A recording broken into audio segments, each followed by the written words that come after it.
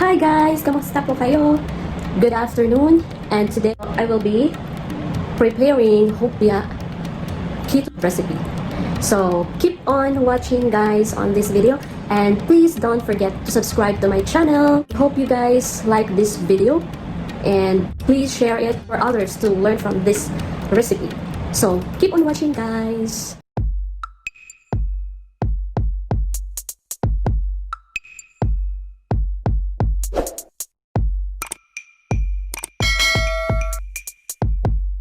So I have here 1 cup of cranberries and blueberries mix.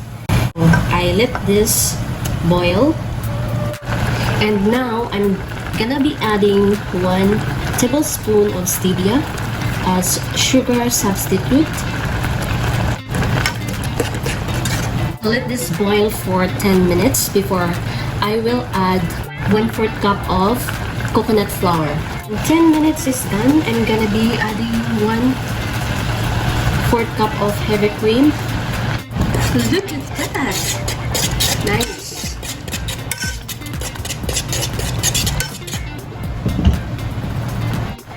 And now I'm gonna be adding 1/4 cup of coconut flour.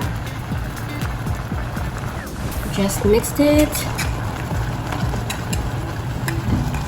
So, napansin nyo guys, yung nawala yung sabaw, no? Because the characteristic of the coconut flour, it absorbs liquid that fast. So, now we will be turning off our fire. Nagdagdag po ako ng ating santan gum for about 1 teaspoon just to create binding. So, mix lang natin. So, we have achieved the nice texture of our blueberry filling. See you guys in a bit. Welcome back. So now we are ready for first dough. Since hopia has 2 types of dough, now we are putting into a bowl 1 cup of coconut flour, of course, because we are on keto recipe. Into it 1 tablespoon of sugar,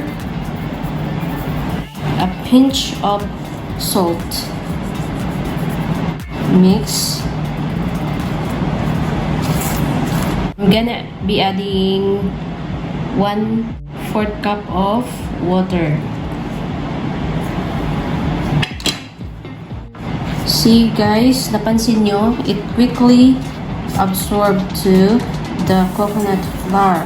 But for now, we will be adding first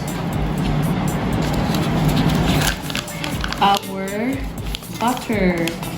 1/4 cup of butter.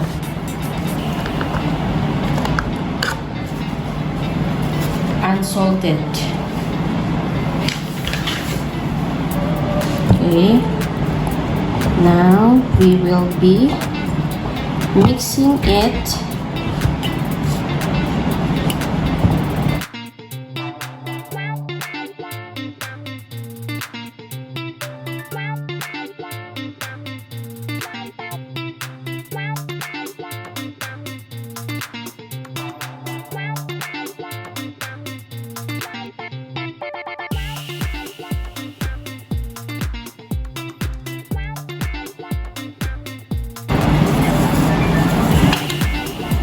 We can add another 1/4 cup of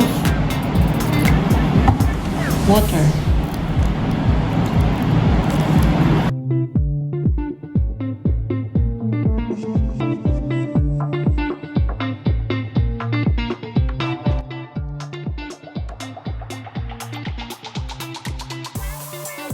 Now I will add santan gum, a teaspoon.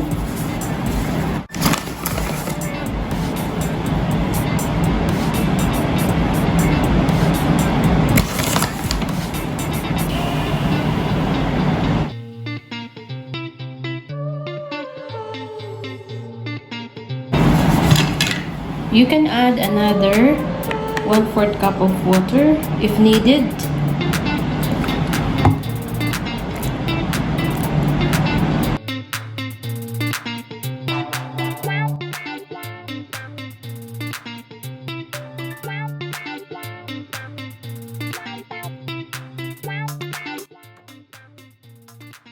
Having 1/4 cup of water because of the coconut flour we use, it takes for us to add 3/4 cup of water. So this is the correct consistency now.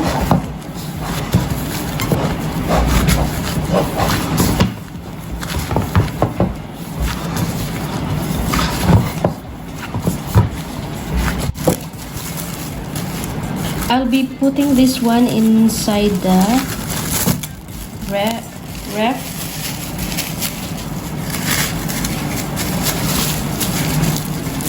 Let it rest.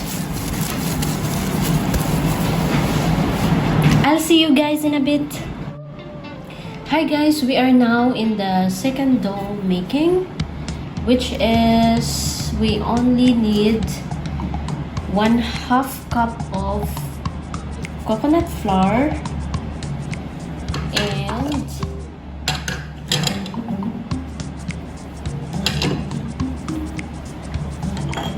1/4 cup of the butter.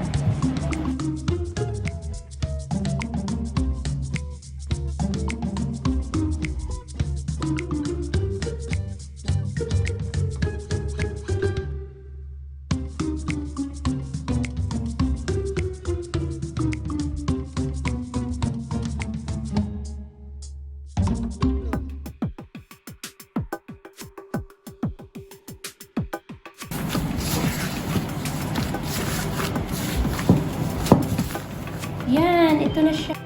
Underneath will be the first dough and up above the first dough will be the second dough. So, see you guys in a bit. So, ito na guys. Ipa-flatten natin yung dough. Yan.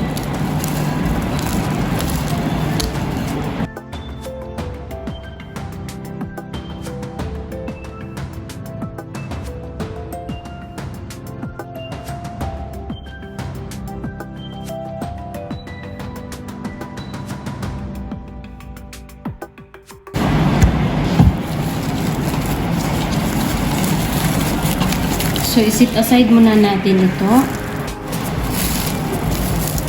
Kailangan natin plastic ulit.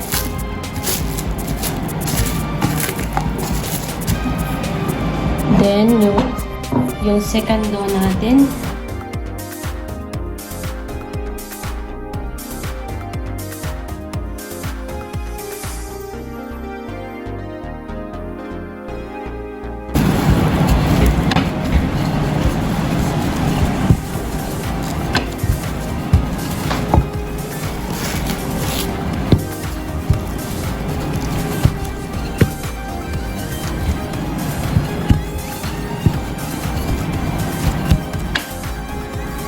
Yan.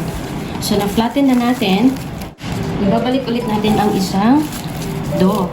Ngayon, let's remove the other plastic. Clean plastic. And we will be putting on the top our second dough.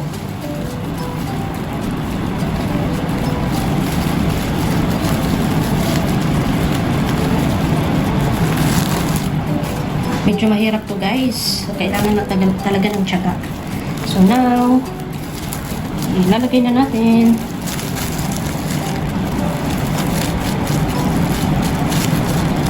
Okay.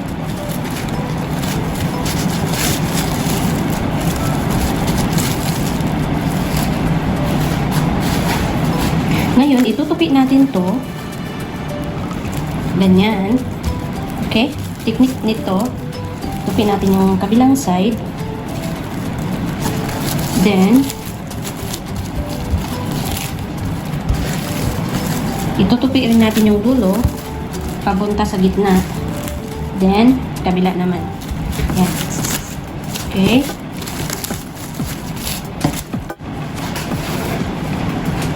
So, ipa-flatten lang natin siya ulit using our rolling pin.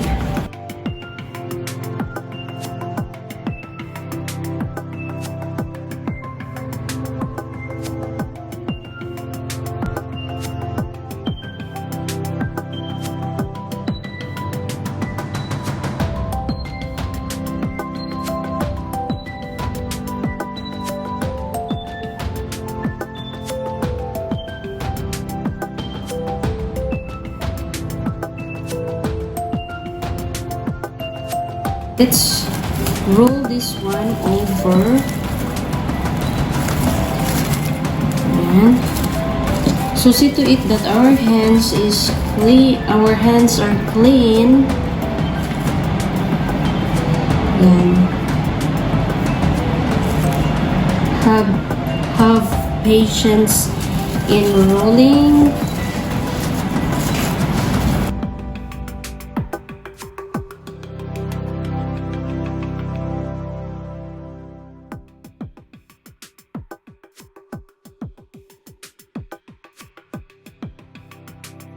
Okay. So, hahatiin na natin ito.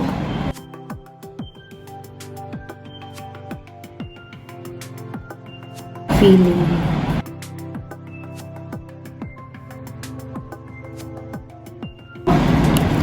We are going to flatten this. See you in a bit, guys. See you in a bit because I want to get my the set aside filling for the later use. We will divide this one into 14 pieces. For our dough has 14 cuts.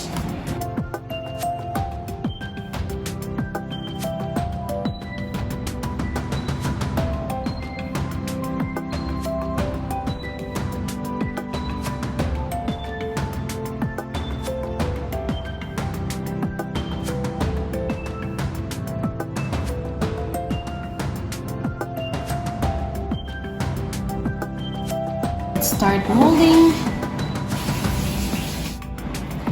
Guys, in molding this hopia recipe, we need this one for molding, and this one is very helpful in taking the dough, so it is easy to manage. Okay, now flatten the dough.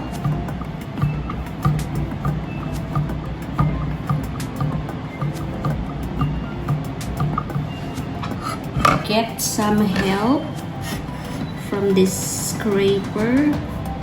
Put it on your palm and take some filling and mold it. Gather the edges. See, gather the edges.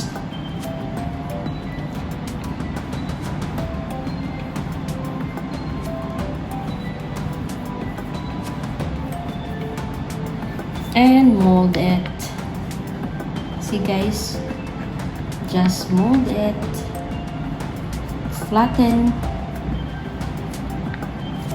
Okay, so repeat this procedure until it's done.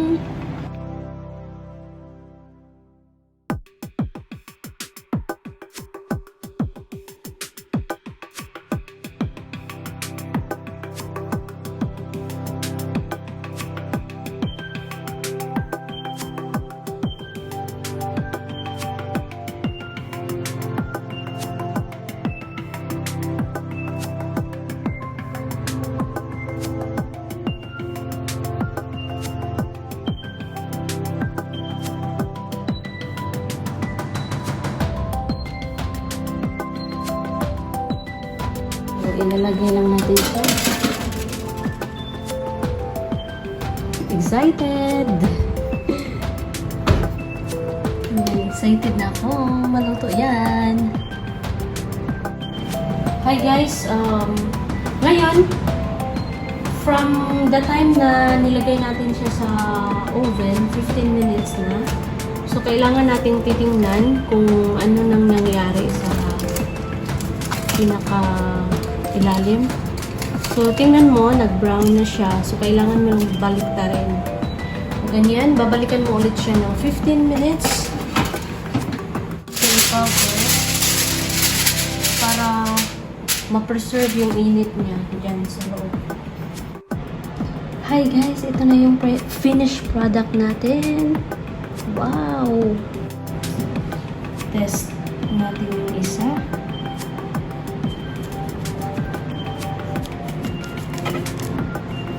How is it?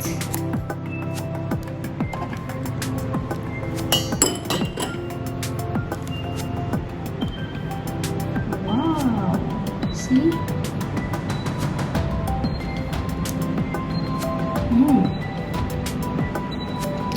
Masarap. Masarap siya guys, in fairness. Masarap talaga siya.